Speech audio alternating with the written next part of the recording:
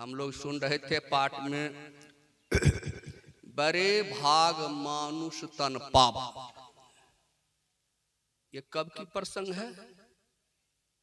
भगवान राम जब लंकापति रावण को मार करके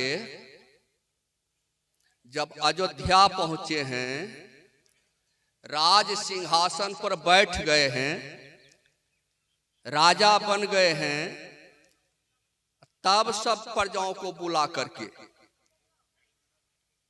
अब देखिए, जबकि वहां के बारे में सुने हैं, संत महात्मा कहते हैं किसी तरह के किसी को कोई अभाव नहीं था, लेकिन भगवान राम सोचे यहां तो सब सुखी संपन्न हैं, लेकिन हमारी प्रजा यहां से जाने के बाद दुखी ना हो जाए।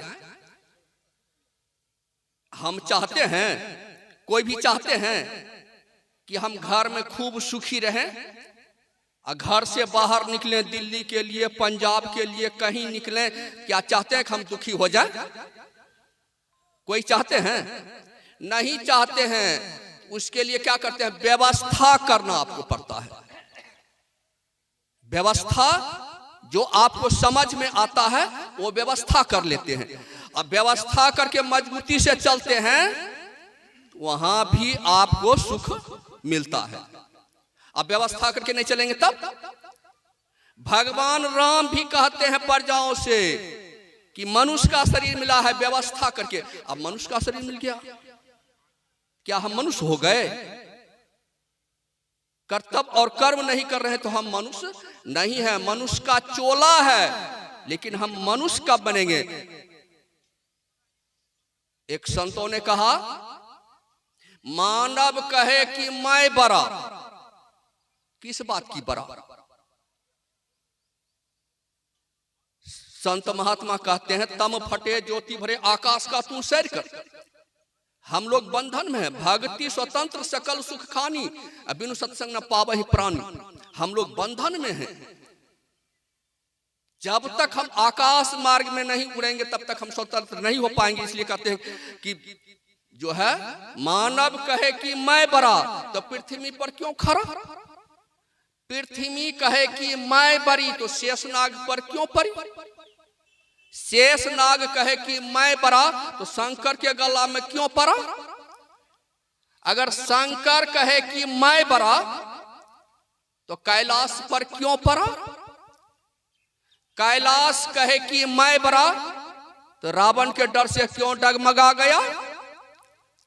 अगर रावण कहे कि मैं बड़ा, अभिमान बस रावण कहे कि मैं बड़ा, तो बाली के कांख के नीचे 6 महीने तक दबा क्यों पड़ा रहा?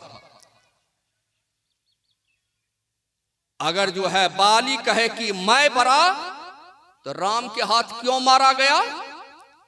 अगर राम कहे कि मैं बड़ा, तो भक्तों के बस क्यों पड़ा? सबसे बड़े हैं भक्त, सबसे बड़े हैं संत, जिसके सानिध्य में आए हैं, जिसके छत्र छाया में बैठे हुए हैं, वो सबसे बड़े हैं।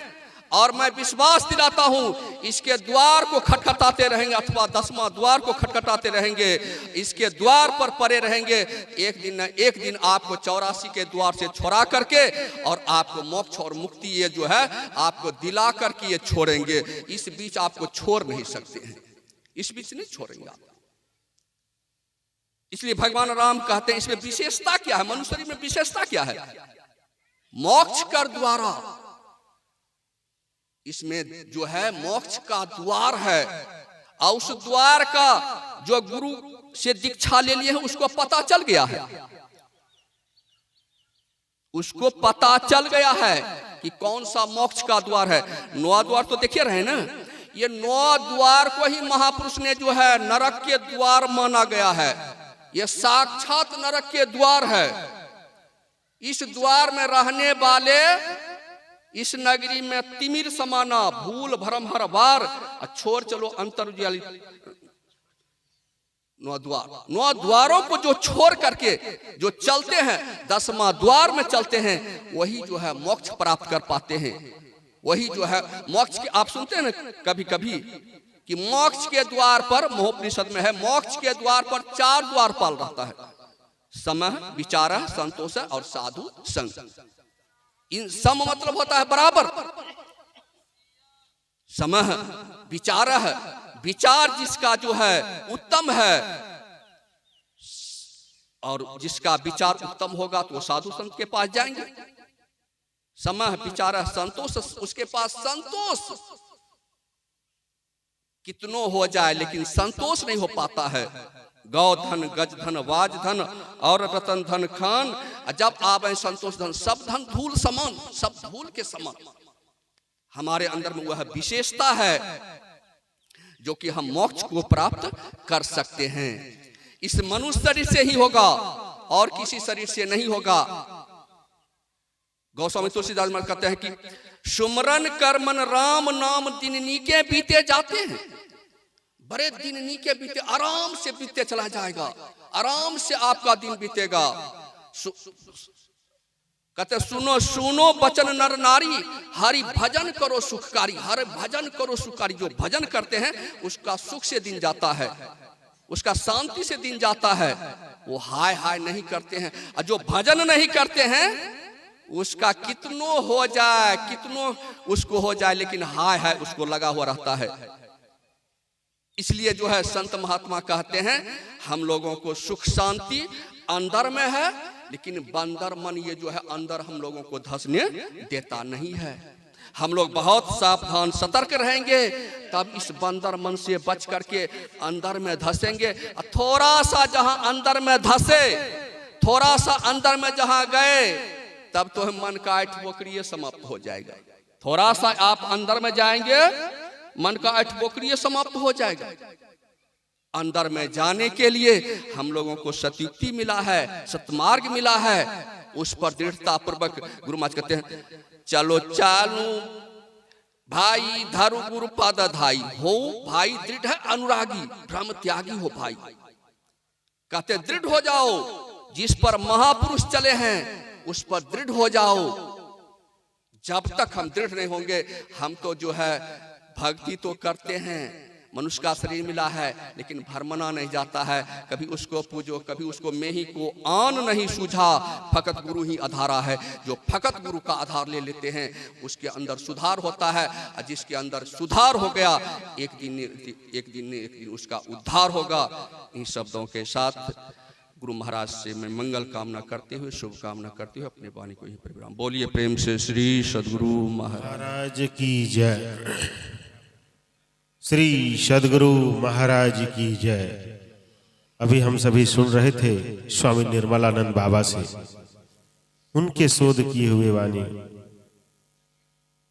यह कल ही मैंने बताया था कि यह हरि अनंत है, हरि कथा अनंता, बहुविधि कहीं सुनहि सब संता। इसका कोई ना आदि है और ना अंत है, और ना कहने के तौर तरीके का अंत है। जितने भी संत हैं वो बड़ी परमार्थिक ढंग से, बड़े ही सभ्य ढंग से हम सबों को ज्ञान को सिखाने का प्रयास करते हैं, ताकि हम सभी जो पथ से भटक गए हैं, अपने मूल रास्ते से अलग रास्ते की ओर चले जा रहे हैं, उस पर आए। हमें यह जीवन का बोध हो कि हमें यह जीवन प्रदान करने वाला कोई और है। सत्संग क्या है? यह संतों का प्रेम नगर है, यहाँ संभल संभल कर आना जी। ये प्यासों का प्रेम नगर है, यहाँ संभल कर आना जी। जो यहाँ आ जाए हो जाए इसी का दीवाना, ऐसे बरसे रंग यहाँ पर जन्म जन्म तक मन भीजे जी। यह संतों का प्रेम नगर है, यहाँ संभल कर आना जी।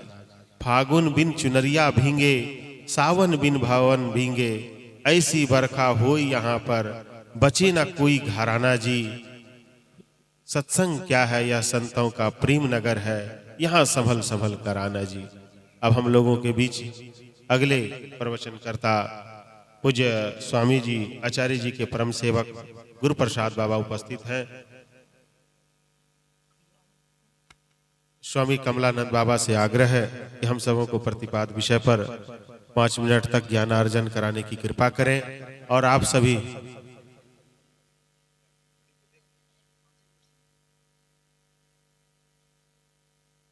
ज्ञानार्जन कराने की कृपा करें। आप सभी तमाम भक्तों से आग्रह है कि शांति व्यवस्था कायम करते हुए इनके आशीर्वचनों को सुनेंगे। बोलिए प्रेम से श्री सद्गुरु महाराज की।